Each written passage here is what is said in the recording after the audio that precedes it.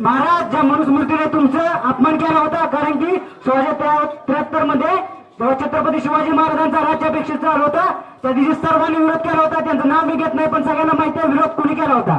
कुणी विरोध केला होता? महात्मा फुलेंना. विरोध कुणी केला? संविधान कुणी जावं. आता संविधानाचा विरोध कोण बोलते ही तुम्ही समजलं पाहिजे.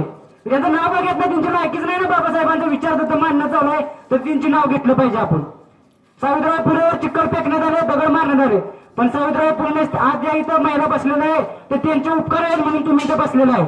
एवढं लक्षात ठेवा. कारण की मी कुठल्या धर्मावर टीका करत नाही, कारण की बाबासाहेब आंबेडकरांनी प्रथम संविधान लिहिले आणि त्यामुळे प्रत्येकाला धर्माचा आपला अधिकार आणि जगण्याचा प्रत्येकाला अधिकार आहे. बाबासाहेबांना खूप त्रास दिला, पण बाबासाहेबांनी सर्वांना समानतेने बघितले. आज आपण मंदिरात जातो तेव्हा तुमचा अधिकार आहे, कारण बाबासाहेबांनीच घटनेत दिलेला आहे. तुम्ही मग घटनेत आहे म्हणून तुम्ही जाऊ शकता. घटना नव्हती याच्या अगोदर तुम्ही जाऊ शकत नव्हता. घटनेत आहे म्हणून बाबासाहेबांनी सर्व धर्माचा रिस्पेक्ट केलेला आहे. आपण देखील प्रत्येक धर्माचा रिस्पेक्ट केला पाहिजे, कारण की आपला सगळ्यात महत्वाचा कुठला धर्म नाही, प्रथम संविधान आहे.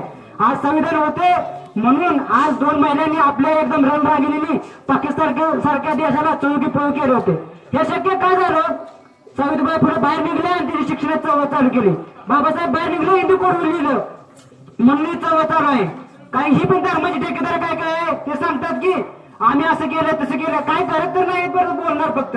पण एक सांगतो, आज आपण मंदिरात जातो, पण आज जर संविधान नसतं तर त्या मंदिराच्या बाहेर आपल्याला भीक मागायला लागली असती आणि ती भीक पण दिली नसते आपल्याला कोणी.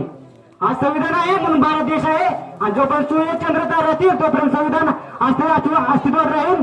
आणि आज एका समाजासाठी क्रेडिट करणारे बाबासाहेब आंबेडकर एका समाजासाठी नव्हते, कारण बाबासाहेब आंबेडकर हे संविधान एका समाजासाठी अजिबात नाही. मी कित्येक तर वेळा सांगितलेलं आहे. मी एक ठिकाणी बोलतो तो प्रमुख खरं सांगतो, सत्य बोलणाऱ्या माणसाला किती कडू लागू शकते काय माहित.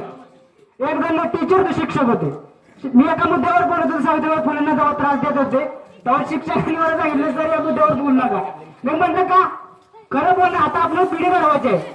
आपण कुठल्याला दोष देत नाही, पण त्यांना त्रास झाला ते तर सांगितलं पाहिजे ना.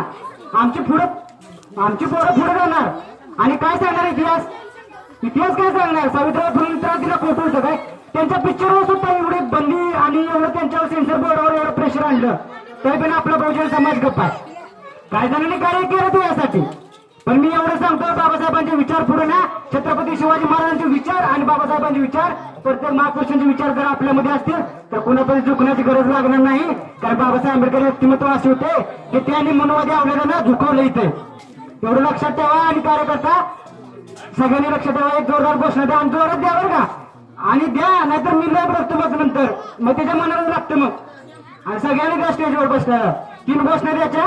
डॉक्टर बाबासाहेब आंबेडकर की जय म्हणायचं, संविधान की जय आणि भारत माता की जय. ओके. डॉक्टर बाबासाहेब आंबेडकरांचा, डॉक्टर बाबासाहेब आंबेडकरांचा, सावित्रीबाई फुलेंचा, भारत माता की जय, भारत माता की वंदे वंदे. धन्यवाद मला ऐकून घेतल्याबद्दल. कारण की मला जास्त बोलायचं आहे. माझं बोलणं कारण की आपण गावात आहे. यानंतर आपल्या गावचे उपसरपंच